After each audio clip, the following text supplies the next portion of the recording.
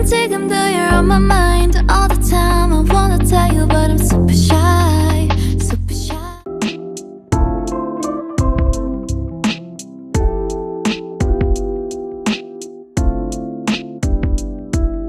Assalamualaikum warahmatullahi wabarakatuh. Perkenalkan, nama saya Almas Amalia. Saya dari Prodi Manajemen Semester 3. Dibuatnya video ini guna memenuhi tugas mata kuliah teori ekonomi. Baiklah, langsung saja. Saya akan membahas yang pertama, yaitu teori ekonomi dan ruang lingkupnya. Pengertian ekonomi secara umum bisa dibilang bahwa ekonomi itu adalah sebuah bidang kajian tentang pengurusan sumber daya material, individu, masyarakat, dan negara. Untuk meningkatkan kesejahteraan hidup manusia, ilmu ekonomi terbagi menjadi dua. Yang pertama yaitu ekonomi positif, yaitu membahas deskripsi mengenai fakta, situasi, dan hubungan yang terjadi dalam ekonomi. Sedangkan yang kedua yaitu ilmu ekonomi normatif, yang membahas tentang pertimbangan nilai etika, ruang lingkup ekonomi. Ruang lingkup ekonomi ada dua, yaitu ekonomi makro dan mikro. Ekonomi makro itu merupakan cabang ilmu ekonomi yang khusus mempelajari mekanisme bekerjanya perekonomian sebagai sesuatu keseluruhan berkaitan dengan penggunaan faktor produksi yang tersedia secara efisien. Yang kedua yaitu ekonomi mikro, yang merupakan cabang ilmu ekonomi yang khusus mempelajari bagian kecil aspek individual dari keseluruhan kegiatan ekonomi. Nah, ilmu ekonomi memerlukan alat analisis untuk menerangkan teori-teorinya dan untuk menguji kebenaran teori-teori tersebut. Nah, cara analisis ekonomi ada ekonomi deskriptif dan teori ekonomi dan teori metode ilmu ekonomi. Ada beberapa metode. Pertama, metode indikatif, yaitu metode suatu keputusan yang dilakukan dengan mengumpulkan data informasi yang ada dalam realitas kehidupan. Nah, yang kedua yaitu metode deduktif, yaitu metode yang bekerja atas dasar hukum ketentuan atau prinsip umum yang sudah diuji kebenarannya. Yang ketiga yaitu metode matematika, yang digunakan untuk memecahkan masalah ekonomi dengan cara memecahkan soal matematika, dan yang terakhir yaitu metode statistika, yaitu metode pemecahan masalah ekonomi dengan cara mengumpulkan, mengelola, menganalisis, menafsirkan, dan menyajikan. Nah, kemudian dapat diketahui permasalahan yang sesungguhnya. Selanjutnya saya akan membahas perkembangan teori ekonomi. Nah, pengertian ekonomi adalah ilmu yang mempelajari pada masyarakat yang menghasilkan barang, jasa, dan bagaimana mereka mengkonsumsinya. Perkembangan ekonomi di era digital Indonesia merupakan salah satu negara yang memiliki potensi besar untuk perkembangan ekonomi netral. Google dan Thematik 2018 dalam hasil penelitiannya menunjukkan bahwa salah satu yang mendukung perkembangan internet ekonomi di Indonesia adalah banyaknya jumlah pengguna internet di Indonesia. Nah, beberapa istilah yang digunakan dalam teori ekonomi, yang pertama yaitu kebijakan, yang kedua kebijakan moneter, yang ketiga kapasitas, keempat karakter, kelima fiskal. Nah, manfaat teori ekonomi ini memiliki berbagai manfaat penting dalam pemahaman dan pengelolaan aktivitas ekonomi. Yang pertama yaitu memahami prinsip-prinsip dasar, kedua memprediksi dan menjelaskan perilaku ekonomi, ketiga pengambilan keputusan yang efisien. Nah, kesimpulan sampai saat sekarang ini ada beberapa definisi ilmu ekonomi yang digunakan sampai saat ini. Definisi yang paling luas digunakan orang menguraikan ilmu ekonomi itu sebagai studi alokasi sumber-sumber yang langka, diantaranya berbagai alternatif tujuan penggunaan. Selanjutnya saya akan membahas elastisitas permintaan dan penawaran. Elastisitas permintaan itu adalah suatu alat atau konsep yang digunakan untuk mengukur derajat kepekaan atau respon perubahan jumlah atau kualitas barang yang dibeli sebagai akibat perubahan faktor yang mempengaruhi elastisitas harga permintaan.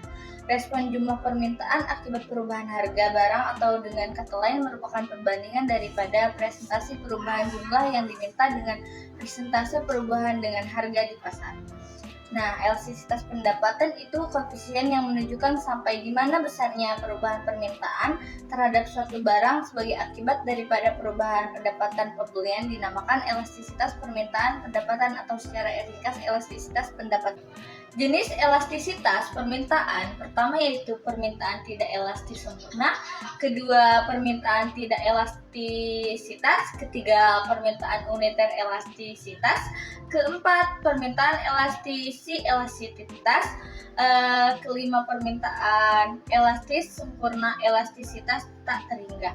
Nah, faktor yang mempengaruhi elastisitas permintaan yang pertama, tersedia atau tidaknya barang pengganti di pasar. Kedua, jumlah penggunaan atau tingkat kebutuhan dari barang tersebut. Dan yang ketiga yaitu jenis barang yang pola referensi konsumen. Dan keempat, periode waktu yang tersedia untuk penyesuaian terhadap perubahan harga atau periode waktu penggunaan barang tersebut. 5 yaitu kemampuan relatif anggaran untuk mengimpor barang. Elastisitas akan besar bila mana terdapat banyak barang substitusi yang baik. Nah, harga relatif tinggi, ada yang kemungkinan penggunaan barang lain itu elastisitas umumnya akan kecil bila mana benda tersebut digunakan dengan kombinasi benda lain. Barang yang bersangkutan terdapat dalam jumlah banyak dan dengan harga-harga yang rendah. Untuk barang tersebut tidak terdapat barang substitusi yang baik dan benar. Jenis elastisitas penawaran yang pertama yaitu penawaran tidak elastis sempurna, kedua penawaran tidak elastisitas, ketiga yaitu penawaran uniter elastisitas, keempat penawaran elastis sempurna, dan elastisitas tak terhingga. Nah, faktor yang mempengaruhi elastisitas penawaran: 1. Hasil pertanian bersifat enolatis. 2. Dalam jangka pendek. 3. Munculnya atau menghilangnya produk saingan. Teori perilaku konsumen yaitu proses yang dilalui oleh seorang atau organisasi dalam mencari, membeli, menggunakan, mengevaluasi, dan membuang produk atau jasa setelah dikonsumsi. Nah, untuk memenuhi kebutuhannya. Macam-macam teori perilaku konsumen. Yang pertama itu teori mikro, di mana teori ini beranggapan bahwa setiap konsumen itu akan berusaha memperoleh kepuasannya secara maksimal.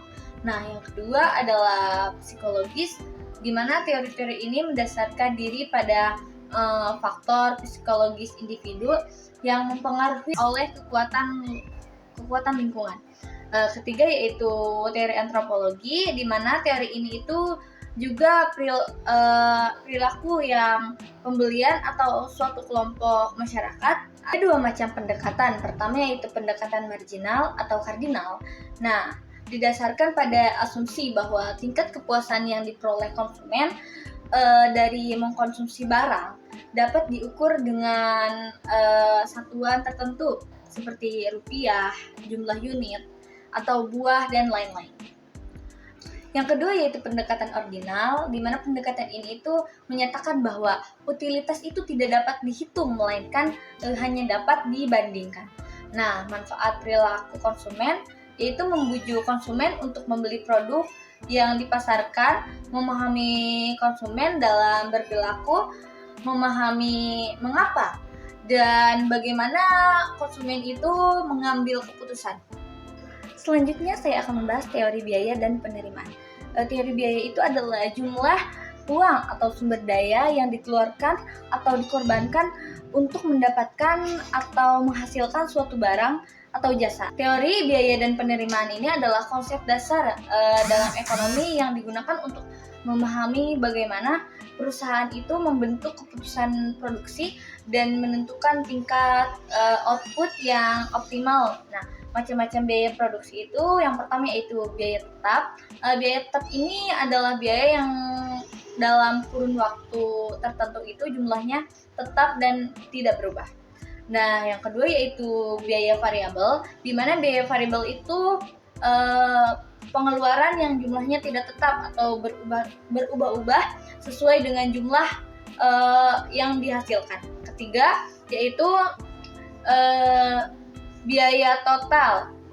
Nah, biaya total ini merupakan jumlah seluruh biaya yang dikeluarkan untuk memproduksi semua output, baik barang maupun jasa. Nah, yang keempat yaitu biaya rata-rata, di mana biaya rata-rata ini adalah biaya total yang dikeluarkan untuk setiap unit output pendapatan. Pendapatan adalah total penerimaan yang diperoleh pada periode tertentu. Nah, pendapatan ini ada 3 macam. Yang pertama yaitu pendapatan total yang mengacu pada jumlah keseluruhan pendapatan yang dihasilkan oleh perusahaan dalam suatu periode waktu tertentu. Nah, seperti 1 tahun fiskal gitu. Nah, yang kedua yaitu pendapatan rata-rata, di mana sebuah perusahaan itu mengacu pada pendapatan yang dihasilkan perusahaan per unit produk atau jasa yang digunakan atau diproduksi. Nah, yang ketiga yaitu pendapatan marginal.